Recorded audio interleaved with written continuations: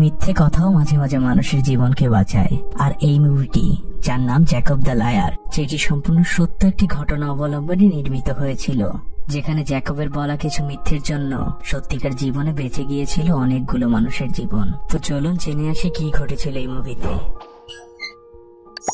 সাল 1944, দ্বিতীয় বিশ্বযুদ্ধের সময় জার্মানি প্রায় প্ল্যান্টকে দখল করে নিয়েছিল। সেখানে একটি জিউস লোকদের বস্তি ছিল। বস্তিটি চারদিক থেকে দেওয়াল দিয়ে ঘেরা ছিল। বস্তির লোকজন জানতোই না যে তখন বাইরের পৃথিবীতে কি ঘটছিল। মূলত এখানে জিউস লোকদেরকে বন্দী করে রাখা হয়েছিল।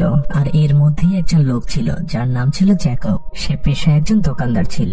চারদিকে কারফিউ সাইরেন বেজে ওঠে।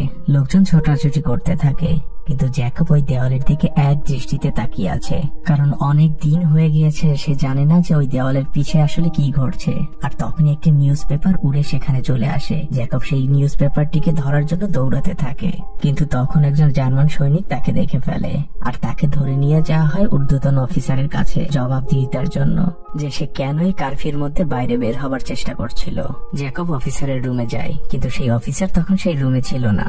তখন জ্যাকব একটি রেডিও দেখতে পায়। তখন রেডিও থেকে ভেসে আসছিল রাশিয়ান সৈনিকরা পোল্যান্ড বর্ডার থেকে খুব কাছাকাছি অবস্থান করছে, তারা মাত্র 400 কিলোমিটার দূরে। এরই মধ্যে সেই অফিসার সেখানে চলে আসে। সে জ্যাকবকে জিজ্ঞেস করে যে তুমি কেন এখানে এসেছো। জ্যাকব অফিসারকে বলে যে সৈনিক ভেবেছিল যে আমি কারফিউ রুল ব্রেক করেছি, কিন্তু আমি আসলে 8টার আগেই এখানে চলে এসেছি। তখন অফিসারও ওই ঘড়ির দিকে তাকায়। সেও দেখতে পায় যে আসলে 8টা বাজেনি, তাই সে জ্যাকবকে চলে যেতে বলে। কিন্তু জ্যাকব যখন অফিসারের রুম থেকে বের হয় তখন অনেক লেট হয়ে গিয়েছে। তার বস্তির মেইন গেট তখন সৈনিকরা বন্ধ করে দিয়েছিল, তাই জ্যাকব সেখানে ফেসে যায়। জ্যাকব কোনো উপায় না পেয়ে পাশেরই একটি রেল স্টেশনে আশ্রয় নেয়। সেখানে জ্যাকব আরেকটি ছোট্ট জিউস বাচ্চাকে দেখতে পায়, যার মাকে জার্মান সৈনিকরা অনেক আগেই ধরে নিয়ে গিয়েছিল, আর সে এখানে লুকিয়েছিল। জ্যাকবের বাচ্চা মেয়েটির প্রতি অনেক মায়া হয়। সে বাচ্চা মেয়েটিকে লুকিয়ে জিউসদের এলাকায় নিয়ে আসে। সে নিজের বাড়িতে মেয়েটিকে আশ্রয় দেয় আর লুকিয়ে রাখে। পরদিন সকালবেলা জ্যাকব কাজের উদ্দেশ্যে বের হয়। এখানে মূলত সবাইকে বাধ্যতামূলক কাজ করা লাগতো জার্মান সৈনিকদের জন্য, আর কাজের বিনিময়ে তাদের কুপন মিলতো, আর সেই কুপন জমা দিলে তাদের খাবার মিলতো। কিন্তু সেই খাবারও ছিল খুবই সামান্য পরিমাণের। এখানে থাকা প্রত্যেকটি জিউস লোক ছিল একদম হতাশাগ্রস্ত। জ্যাকব যখন কাজে যায় তখন সে দেখতে পায় মিশ্রা নামক এক ব্যক্তিকে। সে সেই ক্যাম্প থেকে পালানোর জন্য মাটি খুঁড়ছিল। তখন জ্যাকব তাকে বাধা দেয়। জ্যাকব তাকে বুঝায় যে বাইরের পৃথিবী আরো কঠিন, তুমি এখানেই থেকে যাও। লোকটি কোনোভাবেই জ্যাকবের কথা শুনছিল না। তখন জ্যাকব তাকে বলে যে আমি রেডিওতে শুনেছি রাশিয়ান সৈনিকরা মাত্র 400 কিলোমিটার দূরে রয়েছে এখান থেকে, তারা যে কোনো মুহূর্তে আক্রমণ করে আমাদের মুক্ত করে নিয়ে যাবে। এই কথা শুনে মিশ্রা নামক লোকটি কিছুটা ভরসা পায়। সে জ্যাকবের কথাকে বিশ্বাস করে। জার্মান একজন সৈনিক সেখানে চলে আসে। সে মিশ্রাকে মারতে থাকে, কিন্তু মিশ্রার মুখে তখনও হাসি থাকে, কারণ মিশ্রার মনের মধ্যে একটি আশার আলো জেগে উঠেছে যে তারা খুব দ্রুতই মুক্ত হবে। আর লোকটি এটাও ভাবতে থাকে যে জ্যাকবের কাছে শিওর রেডিও রয়েছে। তখনকার সময় রেডিও থাকাটাও অনেক বড় একটি ব্যাপার ছিল। সে জ্যাকবকে জিজ্ঞেস করলে জ্যাকব অস্বীকার যায়, কিন্তু মিশ্রা কোনোভাবেই জ্যাকবের কথা মানতে রাজি হয় না। সে ধরেই নেয় যে জ্যাকবের কাছে অবশ্যই রেডিও রয়েছে।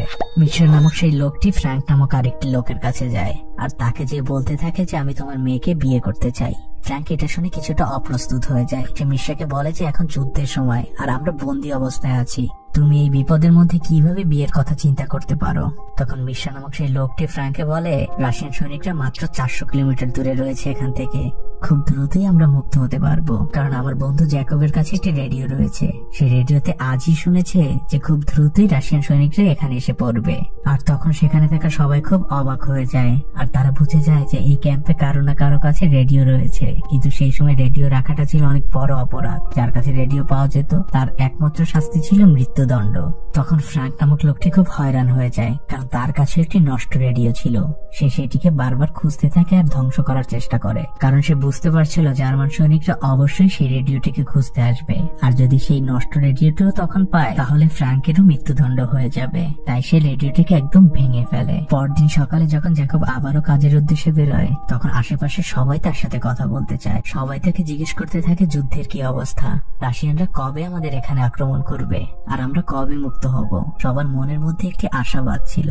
জ্যাকব তাদের বোঝানোর চেষ্টা করতো যে আমার কাছে কোনো রেডিও নেই, আমি ওইদিন মিথ্যে বলেছিলাম, কিন্তু তারপর এরপরও আশাবাদী মানুষগুলো জ্যাকবের কথা বিশ্বাস করতো না। তারা ধরেই নিয়েছিল যে জ্যাকবের কাছে অবশ্যই কোনো না কোনো রেডিও রয়েছে। সবাই বারবার জ্যাকবের কাছে যুদ্ধের খবর জানতে চাইলে জ্যাকব একটা সময় বিরক্ত হয়ে যায়। জ্যাকব তখন কিছুটা বিরক্ত হয়েই বলে যে আমি গতকালকে রেডিওতে রাশিয়ান সঙ্গীত শুনেছি। আর মুহূর্তের মধ্যে এই খবরটিও পুরো ক্যাম্পে ছড়িয়ে পড়ে। জ্যাকব যখন বাইরে হাঁটছিল তখন সে দেখতে পায় যে তারই একজন সহযোগী আত্মহত্যা করেছে। তখন মৃত লাশের পাশে দাঁড়িয়ে থাকা প্রফেসর জ্যাকবের উদ্দেশ্যে বলে, দেখো তোমার বন্ধু কি বোকা, রাশিয়ান সৈনিকরা মাত্র 400 কিলোমিটার দূরে, আমরা কিছুদিনের মধ্যেই মুক্ত হব, আর তোমার বন্ধু হতাশায় আত্মহত্যা করলো। জ্যাকব তার বন্ধুর লাশের দিকে তাকিয়ে থাকে। তখন প্রফেসর পিছন থেকে এসে তাকে জিজ্ঞেস করে, রাশিয়ান সৈনিকরা কি আসলেই 400 কিলোমিটার দূরে, আমরা কি খুব তাড়াতাড়ি মুক্ত হব? জ্যাকব তখন কিছুক্ষণ চুপ করে থাকে। তারপর সে উত্তর দেয় যে হ্যাঁ, রাশিয়ান সৈনিকরা আসলেই 400 কিলোমিটার দূরে, আর আমরা খুব দ্রুতই এখান থেকে মুক্ত হয়ে যাব। কারণ জ্যাকব বুঝতে পেরেছিল এখানে প্রত্যেকটা মানুষই খুবই হতাশাগ্রস্ত, কেউ আর বাঁচতেই চাচ্ছিল না। কিন্তু জ্যাকবের বলাই মিথ্যে কথা এর মনে বেঁচে থাকার নতুন করে আশা জাগিয়েছিল। তাই এরপর থেকে জ্যাকব ইচ্ছে করে সবাইকে মন গড়া নিউজ শোনাতে থাকে।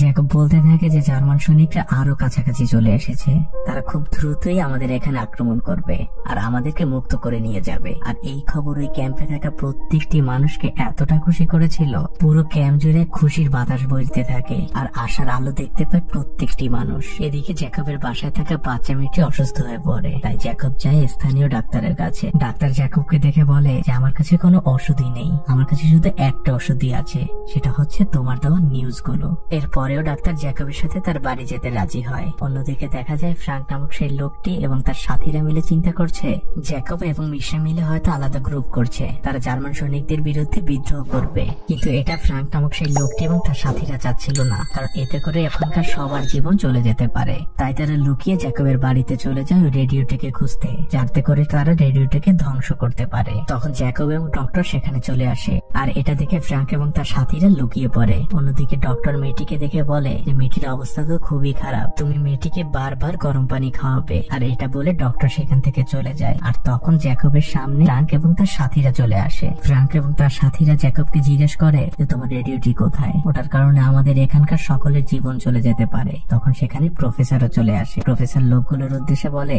জ্যাকব যখন থেকে রেডিও নিউজগুলো এই ক্যাম্পে শোনাচ্ছে, তারপর থেকে এই ক্যাম্পে একটি আত্মহত্যাও হয়নি, সবাই বাঁচার আশার আলো দেখতে পারছে। তখন ওই লোকগুলো তার কথা বুঝতে পারে। তখন লোকগুলো জ্যাকবকে বলে তুমি আর শেষবারের মতো একবার নিউজ শুনে ওই রেডিওটিকে ধ্বংস করে দেবে।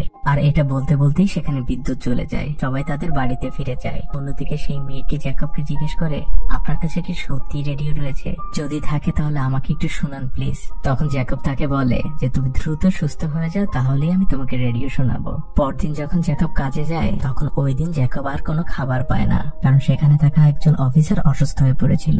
তাই খাবার ছাড়াই সে বাড়িতে ফিরে আসে। আর এইদিকে তার বাড়িতে থাকা মেয়েটি এখন অনেকটাই সুস্থ হয়ে গিয়েছে। আর তখন বিদ্যুৎও চলে আসে। তাই মেয়েটি জ্যাকবের কাছে আবদার করে যে আমি রেডিওটি শুনতে চাই এখন। কিন্তু তখনই দরজায় কেউ কড়া নাড়ে। তখন জ্যাকব ওই মেয়েটিকে লুকিয়ে রাখে, কারণ তখন এভাবে কাউকে ঘরে রাখাটা ছিল জার্মান সৈনিকদের চোখে অনেক বড় অপরাধ, যার শাস্তি ছিল একমাত্র মৃত্যুদণ্ড। জ্যাকব দরজা খোলে আর সে দেখতে পায় মিশ্রা নামক সেই লোকটি এসেছে। সে জ্যাকবের কাছে রেডিও শোনার জন্য এসেছে, কারণ বিদ্যুৎ চলে এসেছে। সে কিছুটা জোর জবরদস্তি করেই ঘরে ঢুকে পড়ে। আর সে দেখতে পায় যে ডাইনিং টেবিলের উপরে 2টি প্লেট রাখা। আর সে বুঝে যায় এখানে জ্যাকব ছাড়া আরো একজন আছে। মিশ্রা জ্যাকবকে বলে তুমি এখানে কাউকে লুকাচ্ছ। তখন জ্যাকব মিশ্রার উদ্দেশ্যে বলে আমি তোমাকে কালকে সব সত্যি বলবো, তুমি এখন প্লিজ এখান থেকে চলে যাও।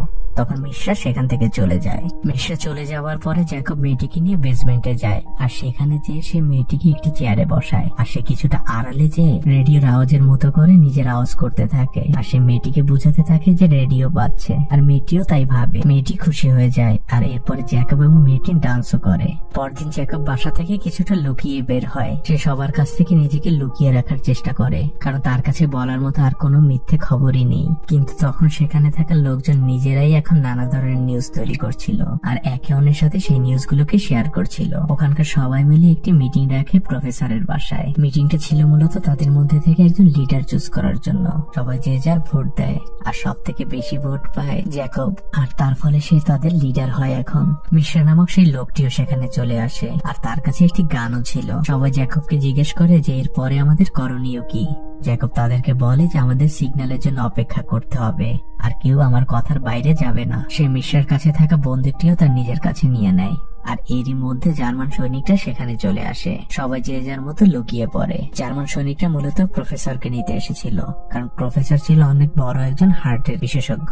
যেহেতু সকালবেলা একজন জার্মান অফিসার হার্ট অ্যাটাক করেছিল, তাই তাকে নিয়ে যাওয়া হয়। কিন্তু যাবার আগে প্রফেসরের স্ত্রী প্রফেসরকে একটি বিষের বোতল দিয়ে দেয়, কারণ প্রফেসরের স্ত্রী বুঝতে পারছিল তার হাজবেন্ড হয়তো আর ফিরে আসবে না, আর এই বিষের বোতলটি তার অনেক দরকার হতে পারে। প্রফেসর গাড়িতে করে রওনা হয়ে যায়। প্রফেসর যখন সেই অফিসারের ওখানে পৌঁছায়, তখন সে দেখতে পায় যে অফিসার খুব বড় রকমের একটি স্ট্রোক করেছে। সেই জার্মান অফিসার প্রফেসরকে বলে, তুমি যদি আমার জীবন বাঁচাও তাহলে তোমাকে আমি এখান থেকে মুক্ত করে দিব, আর যদি না পারো তাহলে আমি এখনই অর্ডার দিয়ে যাচ্ছি তোমার সাথে থাকা সকল লোককে মেরে ফেলতে, কারণ আমি এও জানি যে তোমাদের ক্যাম্পে একটি রেডিও রয়েছে আর তোমরা ভিতরে ভিতরে বিদ্রোহ করার চেষ্টা করছো। জার্মান অফিসার প্রফেসর কাছে জানতে চায় সেই লোকের নাম যার কাছে রেডিওটি রয়েছে। প্রফেসর কি বলবে বুঝে উঠতে পারে না। সে খাবার জন্য একটু পানি চায়। যখন পানি নিয়ে আসা হয়, প্রফেসর তখন ওই পানির মধ্যে তার স্ত্রীর দেওয়া বিষটিকে মিশিয়ে নিজেই খেয়ে ফেলে, আর সে সেখানেই মারা যায়। এটা দেখে সেই জার্মান অফিসার খুবই রেগে যায়। সে তার সৈনিকদের অর্ডার দেয় যে কোনো মূল্যে ওই রেডিওটিকে খুঁজে বের করার জন্য। সাথে সাথে সৈনিকরা চলে যায় সেই ক্যাম্পে, আর সব জায়গায় তন্ন তন্ন করে রেডিওটিকে খুঁজতে থাকে। আর সৈনিকদের যাদের যাদের উপর সন্দেহ হচ্ছিল প্রত্যেককেই গ্রেপ্তার করে নেয়। আর তারা অ্যানাউন্সমেন্ট করে যে ব্যক্তির কাছে রেডিওটি রয়েছে সে যদি আজ রাতের মধ্যে আত্মসমর্পণ না করে তাহলে যাদেরকে গ্রেপ্তার করা হয়েছে প্রত্যেককেই মেরে ফেলা হবে। আর এই অ্যানাউন্সমেন্ট জ্যাকবও শুনতে পায়। জ্যাকবের কাছে তার এক বন্ধু ছুটে চলে যায়। সে যে জ্যাকবকে জিজ্ঞেস করে, তুমি কি সিগন্যাল পেয়েছো? যে সিগন্যালের অপেক্ষা তুমি করছো? তখন জ্যাকব তার বন্ধুকে সবকিছু খুলে বলে যে আমার কাছে কোনো রেডিও নেই, আমি এতদিন সব মিথ্যা বলেছি। জ্যাকবের এই বন্ধু আগেও আত্মহত্যা করার অনেক চেষ্টা করেছিল, কিন্তু জ্যাকবের কাছ থেকে এই সত্য শোনার পরে সে তার নিজের জীবন দিয়ে দেয়। অন্যদিকে জ্যাকবের বাসায় থাকা মেয়েটিও জেনে যায় যে জ্যাকবের কাছে কোনো রেডিও নেই। মেয়েটি জ্যাকবকে বলে, আপনি মিথ্যে বলেছেন ঠিকই, তা আপনি অনেক ভালো একজন মানুষ, আর আমরা সবাই আপনাকে অনেক বিশ্বাস করি। জ্যাকব মেয়েটিকে আদর করে ঘর থেকে বাইরে চলে আসে, আর সে জার্মান সৈনিকদের উদ্দেশ্যে বলতে থাকে, আমি সেই ব্যক্তি যার কাছে রেডিও রয়েছে। আর এরপরে জার্মান সৈনিকরা জ্যাকবকে ধরে সেই অফিসারের কাছে নিয়ে যায়, যে অফিসারের কাছে মুভির শুরুতে সে গিয়েছিল আর যেখানে সে প্রথম রেডিও শুনেছিল। জ্যাকব ওই অফিসারকে বলে যে আমার সেই রেডিওটি আপনার এই ঘরেই। জ্যাকব সব কথাই অফিসারকে খুলে বলে। অফিসারও বিষয়টা বুঝতে পারে। অফিসার জ্যাকবকে বলে যে তোমার সব জিউস লোকদের সামনে যেয়ে বলতে হবে যে তোমার কাছে কোনো রেডিও নেই, তুমি এতদিন যা বলেছো সবই মিথ্যা। জ্যাকব এই কথায় রাজি হয়ে যায়। পরদিন জ্যাকবকে একটি মঞ্চে হাজির করা হয়, কিন্তু জ্যাকব যখন তার চোখের সামনে এতগুলো আশাবাদী মুখ দেখতে পায় তখন জ্যাকবের মন একদম ঘুরে যায়। সে আর মিথ্যার বিষয়ে কিছু বলে না। সে সবার উদ্দেশ্যে বলে, আমাদের জয় খুব সন্নিকটেই, রাশিয়ানরা খুব দ্রুত এখানে আক্রমণ করবে আর আমাদের চিরদিনের জন্য এখান থেকে মুক্ত করে নিয়ে যাবে। আর এটা শোনা মাত্রই একজন অফিসার জ্যাকবকে গুলি করে সেখানেই মেরে ফেলে। আর এরপরে জার্মান সৈনিকরা ওই কলোনিতে থাকা সকল জিউস লোকদেরকে গ্রেপ্তার করে আর তাদের সবাইকে একটি ট্রেনে উঠায়, যেটাতে করে তাদেরকে এমন জায়গায় নিয়ে যাওয়া হবে যেখানে গিয়ে তাদের সবাইকে মেরে ফেলা হবে। ট্রেন চলতে থাকে আর কিছু দূর যাওয়ার পরে সত্যি সত্যি রাশিয়ানরা ট্রেনটিকে ঘিরে ফেলে। রাশিয়ান সৈনিকরা ট্রেনে থাকা সকলকেই বাঁচিয়ে নেয়। আর এরই মাধ্যমে জ্যাকব নিজের জীবন দিয়ে যে মিথ্যা বলে গিয়েছিল সেই মিথ্যা সত্যিতে পরিণত হয়। জ্যাকবের কথা মতো সেখানকার সকল মানুষগুলো চিরদিনের জন্য মুক্ত হয়ে যায়। আর এখানেই মুভিটি শেষ হয়ে যায়। আমি আপনাদের আবারও মনে করিয়ে দিই, এই মুভিটি কিন্তু সম্পূর্ণ সত্য ঘটনা অবলম্বনে নির্মিত। তো কেমন লাগলো মুভিটি অবশ্যই কমেন্ট করে জানাবেন। আমি আপনাদের প্রত্যেকটা কমেন্ট পড়ি এবং উত্তর দেওয়ার চেষ্টা করি। আর বিশেষ অনুরোধ রইল চ্যানেলটিকে সাবস্ক্রাইব করে দেওয়ার জন্য। তো ভালো থাকবেন সবাই, আজকের মতো বিদায়।